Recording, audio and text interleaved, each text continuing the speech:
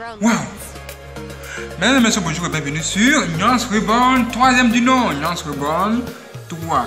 À-dessus cette vidéo, si vous abonnez, cliquez sur abonner pour activer la cloche de ne pas manquer tout simplement nos prochaines vidéos. Et si vous voulez faire des dons, n'hésitez pas, allez-y. Faites des dons si vous pouvez faire des dons si vous voulez, sur Western Union et sur PayPal. Et ce qui suit, c'est un témoignage très puissant. Et si vous regardez que vous avez été touché, laissez un like à la fin. Pour nous faire savoir combien de fois vous avez aimé la vidéo.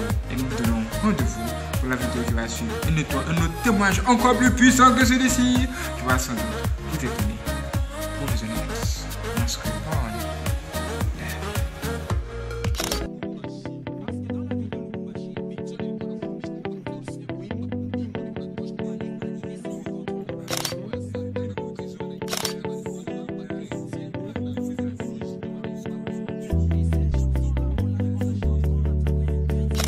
Plus tard, lorsque j'avais pénétré le profondeur de Satan, il y avait des jours nous tenions des réunions dans de langues inconnues, que nous ne pourrions comprendre que pendant la réunion, mais une fois que la réunion est terminée on perdait la compréhension de cette langue, et donc j'assistais à l'initiation de beaucoup des hommes de Dieu sous la mer. D'autre part, partout où il y a un pasteur occultiste il y aura forcément un symbole représentant le diable. Quand un pasteur satanique construit une église, vous remarquerez un symbole étrange. Parce que le diable aime sa signature sur ses possessions, c'est ainsi qu'il y a des églises avec des symboles de pyramides et des étoiles. Dans le domaine du culte il y a toujours de pentacles et symboles qui relient le pratiquant au démon qui l'invoque. Certains hommes de Dieu ont des anneaux ou bagues sur les doigts, même des colliers. Ces pasteurs prêchent qu'une fois que vous êtes né de nouveau, vous n'avez pas besoin du baptême d'eau. Bien que le Seigneur recommande cela, ils enseignent qu'une fois que vous êtes sauvé, vous êtes toujours sauvé même si vous vivez dans le péché vous étiez prédestiné à l'avance. Il prêche même si vous vivez dans le péché vous ne pouvez jamais perdre votre salut. Mais la Bible dit que nous devons marcher dans la nouveauté de vie, la Bible dit que nous devons crucifier la chair. Ces pasteurs continuent à dire aux gens qui vivent dans le péché que nous sommes sous la grâce. Il faut faire très attention à ces serviteurs hérétiques.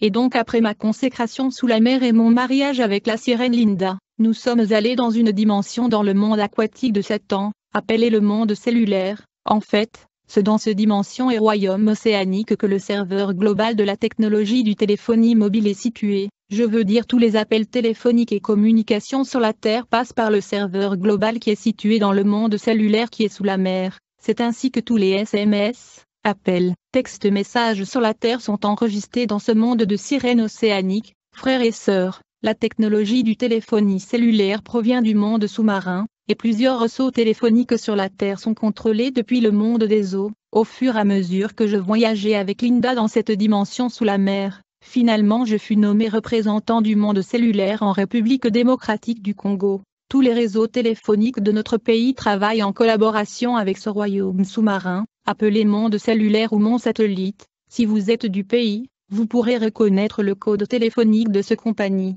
tel que le code 999 555 888. Tous ces codes sont en vrai dire le nombre de la bête 666, mais il y a une compagnie de réseau téléphonique au pays qui a refusé de signer l'accord et le pacte avec le monde cellulaire, en raison de sacrifices humains qui se comptent de milliers et millions. En revanche, le royaume cellulaire a dû bloquer ce réseau téléphonique dans le cercle de tous les réseaux du pays, je veux dire. Les abonnés de ce compagnie téléphonique ne peuvent pas appeler les abonnés des autres réseaux du pays gratuitement, comme d'autres réseaux qui ont signé le pacte avec le royaume cellulaire de Sirène. Alors que j'ai pratiqué la magie, au fil du temps je fus ordonné de sacrifier mon propre père. Ce jour-là j'avais fait des prières incantatoires devant un miroir magique. Comme résultat mon père apparut dans le miroir magique dans le loge. Puis je lui ai poignardé dans ce miroir qui fut coloré par la couleur de son sang. J'ai fait encore des prières magiques. Comme résultat mes ongles se sont rallongés et sont devenus pointus, et j'ai dû tuer mon père grâce à mes ongles qui étaient devenus pointus comme des couteaux. En conséquence, j'ai été nommé un malfaiteur dans le monde de Satan. J'ai regret ce meurtre. Le diable est un menteur. Après chaque mission et affectation, je devais voyager sous l'océan Atlantique dans la maison blanche de Lucifer, afin de soumettre un rapport sur le déroulement de ces missions, puis le diable me donna le drapeau de mon pays. Et il m'a instruit de dormir nu sur le drapeau de mon pays tout le jour à minuit, et j'étais supposé maudire le drapeau de mon pays tout le jour à minuit. Dans le cadre de la magie rouge le diable me donna un démon au nom d'Odin. Ce démon était capable de contrôler les pensées de gens, même ceux de dirigeants politiques. Ils faisaient en sorte que le politicien ne pense que négatif envers le développement du pays. Dans la ville de Kinshasa, j'étais en train d'ensorceler de nombreux quartiers de la capitale, et je travaillais pour provoquer les chômages. Je causais la débauche dans beaucoup des quartiers, je causais la stagnation chez les jeunes, et je travaillais en collaboration avec les sorciers des quartiers. Après quelque temps, j'ai été nommé comme représentant du 3e degré. Après avoir travaillé comme un sataniste et malfaiteur, j'avais atteint la 33e degré dans le Prima Curia, et j'ai obtenu une étoile à 3 branches. Quand j'étais devenu malfaiteur, je devais sacrifier de milliers de gens à Satan, il fallait que j'obtienne le venin du serpent, et donc je rejoins mon maître dans notre loge. Aussitôt que je suis arrivé, il me dit de se concentrer et d'avoir ma bouche ouverte. Je devais respirer par mon nez, j'étais dans la concentration tandis que mon maître faisait les prières magiques. En conséquence, un long serpent était apparu, alors que ma bouche était ouverte. Ce serpent entra dans ma bouche, et il alla s'asseoir dans mon ventre. J'avais senti comme si ma langue était devenue amère. En effet, ma bouche était devenue la bouche du serpent. Mon salive était devenue le venin du serpent. Je fus instruit de sacrifier 12 personnes à Satan chaque année. Grâce au serpent qui était en moi, j'étais devenu rusé car les attributs du serpent étaient devenus ma caractéristique. À vrai dire, j'étais devenu homme serpent. C'est comme ça que je me suis mis à sacrifier les jeunes filles innocentes par le venin de ma bouche. Je sortais avec les filles qui courent derrière les hommes pour l'argent dans les hôtels de la ville. À chaque fois qu'on faisait de tire-langue avec ces filles, elles étaient paralysées par mon salive qui était devenu le venin du serpent. Une fois qu'elles étaient paralysées, elles se retrouvaient dans l'inconscience. Ensuite je faisais de prières magiques. Comme conséquence, mes ongles devenaient longs et pointus comme un vampire, et je poignardais mes victimes inconscientes avec mes ongles. Alors que le rituel dans le loge se poursuivait, mon maître continua de prier. En conséquence, un scorpion a apparu et entra dans mon front. Le scorpion me donna le pouvoir de disparaître et de marcher dans l'espace. Le serpent m'avait rendu subtil. C'est ainsi que le jour de ma délivrance, je marchais dans l'espace pendant 12 minutes, et les intercesseurs s'étaient enfuis. Mais plus tard, quand j'étais devenu charlatan, j'ai facilité les femmes dans le procédure de l'avortement. Beaucoup de femmes venaient chez moi pour avorter. Je travaillais avec la déesse Kali, qui est la femme du dieu égyptien au nom d'Hindou Shiva. On travaillait pour faciliter l'avortement chez les femmes qui me fréquentaient. Je travaillais aussi avec la déesse Krishna de l'Inde. Il faut savoir qu'il y a 4 démons positionnés dans les 4 coins de la terre pour contrôler l'eau, le feu, la terre et l'air. Ils sont le démon Amadou Sankara,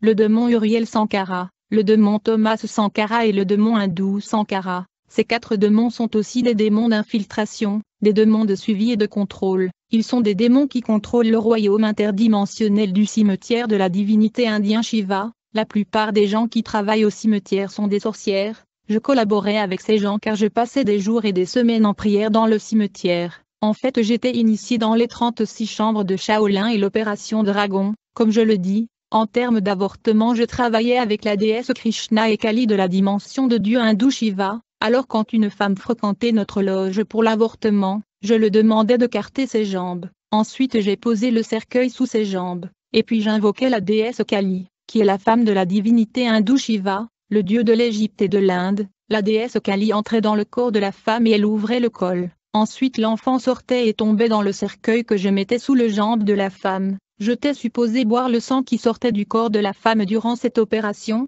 À vrai dire, j'ai buvé ce sang avec la déesse Kali de l'Inde. J'ai de partager ce sang qui coulait durant cette opération avec cette déesse de l'Inde. À chaque fois que les femmes venaient avorter, je buvais leur sang qui coulait pendant l'opération avec elles. En revanche, les esprits des enfants avortés étaient gardés dans notre loge. Plus tard, quand d'autres femmes venaient chercher les enfants chez nous, on plaçait ces enfants dans le ventre de ces femmes, mais ces enfants étaient des fantômes. On leur donnait des missions à accomplir dans leur foyer sur la terre. Ils avaient des durées des années spécifiques à séjourner sur la terre dans leur foyer, puis ils mouraient et retournaient à nous dans le loge. Ce sont des fantômes.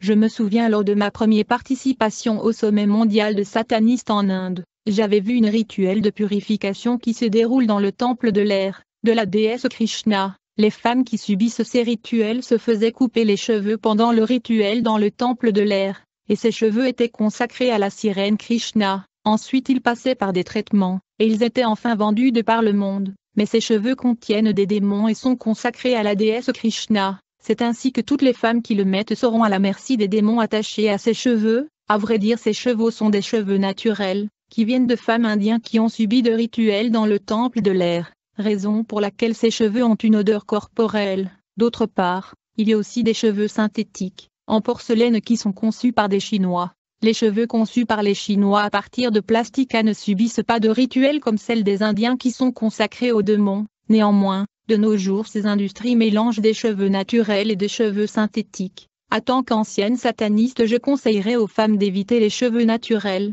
Si vous touchez les cheveux synthétiques, vous verrez que vous avez affaire au plastique. Dans tous les cas, il faut faire très attention. Vous ne pouvez pas prier pour des cheveux naturels qui sont consacrés à la déesse Krishna. Mais quand vous achetez des vêtements ou des chaussures, vous devriez prier avant de les utiliser. Moi personnellement, quand je veux acheter un vêtement dans le marché, je vérifie très bien, afin de voir s'il y a un logo, ou un symbole satanique. Une fois que je remarque un logo satanique, je n'achèterai pas ce vêtement, parce qu'il y a des industries appartenant à des gens qui sont des satanistes. Ils ont signé des pactes avec Satan. Ils conçoivent des vêtements, des cosmétiques et des produits de beauté avec l'intention de détruire les enfants de Dieu. Par ailleurs, il y a un rouge à lèvres appelé Jacqueline qui doit être évité, car la princesse Jacqueline est la sirène des toilettes. Quand une femme met ce rouge à lèvres, elle deviendra plus séduisant, en comparaison d'autres marques de rouge à lèvres. Ces sirènes conçoivent beaucoup de lotions que nous utilisons comme Dame Kali ou Top Clair. Le diable est entré dans toutes les industries, et il contrôle toutes les industries, non seulement les industries cosmétiques et hygiéniques, même alimentaires. Il y a une acide qui est populaire dans le pays que l'on appelle l'assiette 555. Vous ne verrez jamais l'industrie qui le fabrique, mais on dit que cela vient de décideurs. Mais ces décideurs ou chefs des entreprises sont pour la plupart de satanistes. Ils conçoivent des articles qui affectent l'humanité et les chrétiens sur la terre. Ces acides affectent la famille qui les utilise. Ces acides sont nauséabonds parce qu'ils sont démoniaques. Avec le temps, ces objets vont disparaître parce que le temps qui leur est imparti sur la terre va expirer. Je me souviens d'une marque appelée Xara, mais cette industrie est aussi une loge occultique. En fait, je me souviens une fois que je priais pour la délivrance d'une dame, un démon se manifesta et me dit que son nom était Xara. Le démon parlait au travers de cette femme et me disait que la dame l'avait invitée par elle-même, et quand nous avons vérifié, nous avons remarqué que la dame avait un logo de Xara sur son corps qui était caché. Elle ne pouvait pas savoir que c'était un démon. Il faut éviter les tatous, parce que ces images de scorpions, dragons, même les fleurs ont des significations.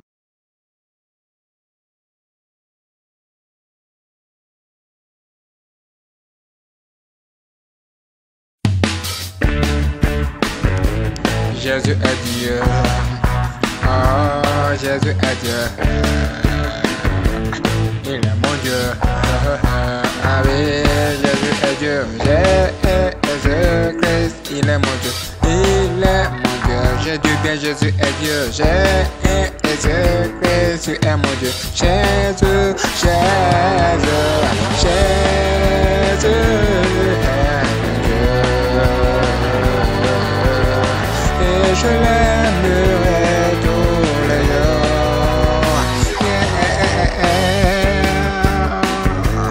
Jésus est Dieu. Oh, Jésus est Dieu. Jésus est Dieu, il est mon Dieu. Et lui, il aimerait toujours. Tu es mon Dieu. Jésus est